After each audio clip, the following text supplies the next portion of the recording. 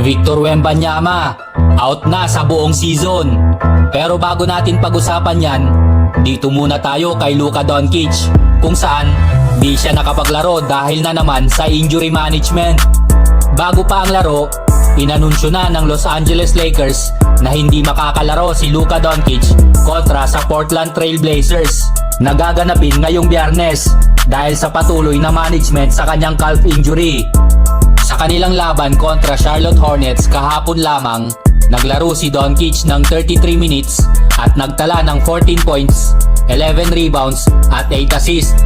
Gayunpaman, hirap siya sa opensa kung saan 5 out of 18 lamang ang naipasok at may 6 pang turnovers.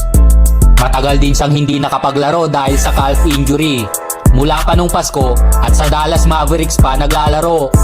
Ito pa lang din ang kanyang ikatlong laro bilang Lakers.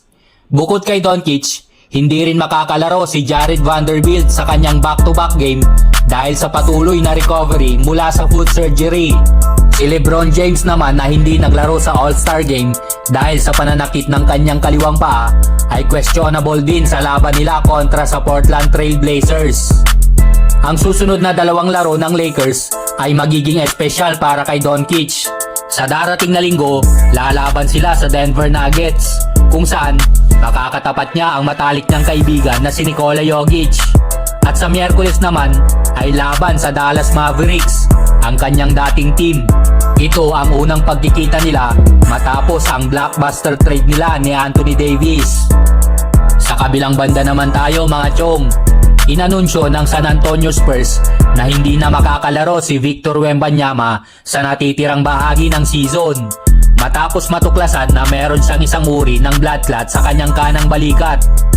Ayon sa pahayag ng Spurs, nadiskubre ang kondisyon matapos bumalik si Wembanyama mula sa All-Star Game. Nagsimulang makaramdam ng sintomas si Wembanyama kamakailan lamang, ngunit inakala niyang magiging maayos ito matapos ang 2 araw na pahinga. Nang hindi bumuti ang kanyang pakiramdam, sumailalim siya sa masusing pagsusuri kung saan natukoy ang blood clot. Ayon sa isang source ng kupunan, positibo ang Spurs na makakabalik siya ng 100% bago magsimula ang 2025-2026 NBA season. Magiging mahirap ito para sa Spurs, lalo na't nasa pang-12 pwesto sila ngayon. Karaniwan itong ginagamot gamit ang blood thinning medication, ngunit hindi ito ligtas para sa mga contact sports tulad ng basketball.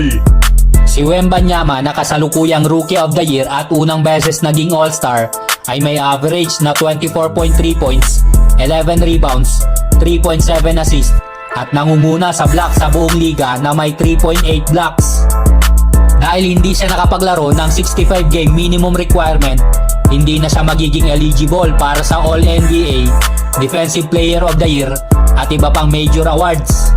Bago ang anunsyo, siya ang paboritong manalo para sa Defensive Player of the Year. Ngunit matapos ang balita, si Jaren Jackson Jr. na ng Memphis Grizzlies ang nakikitang papalit. Ang pagkawala ni Wembanyama ay malaking dagok para sa Spurs, lalo na 3 buwan pa lang ang nakakalipas mula nang may stroke si Coach Greg Popovich. Dahilan upang lumiban ito nang walang kasiguraduhan kung kailan babalik. Ano kayang masasabi natin dito mga chong? Mag-comment lang sa baba at pag-usapan natin yan. Moody, Anderson, Jackson Davis, Wemby